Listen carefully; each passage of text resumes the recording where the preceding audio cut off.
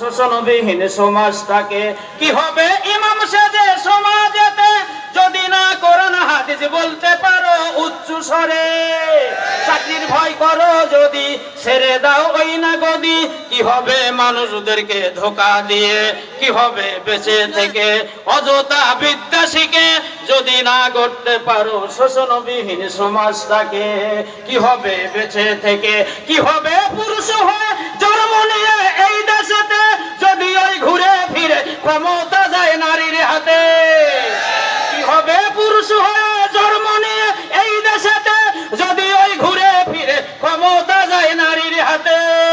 কি বা জবাব দিবি কেমনে মুখ দেখাবি আখেরাতের ওই আদালতে কি হবে বেঁচে থেকে অযথা বিদ্যা শিখে যদি না গড়তে পারো শোষণবিহীন সমাজটাকে কি হবে লেখালেখি কলমবাজি এই ধরাতে যদি ওই ঘুষের বলে কলমটা উল্টো চলে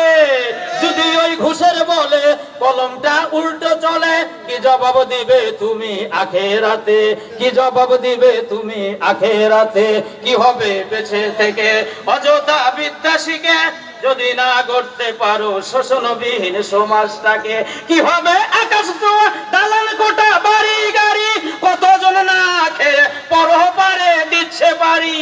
কি হবে আকাশ ছোঁয়া দালান কোঠা বাড়ি গাড়ি কত মানুষ না খেয়ে পরপারে দিচ্ছে বাড়ি আজাইল আসবে যবে মাটিতে পড়েই রবে কোনো কাজে আসবে না সেই পাশারটাকে।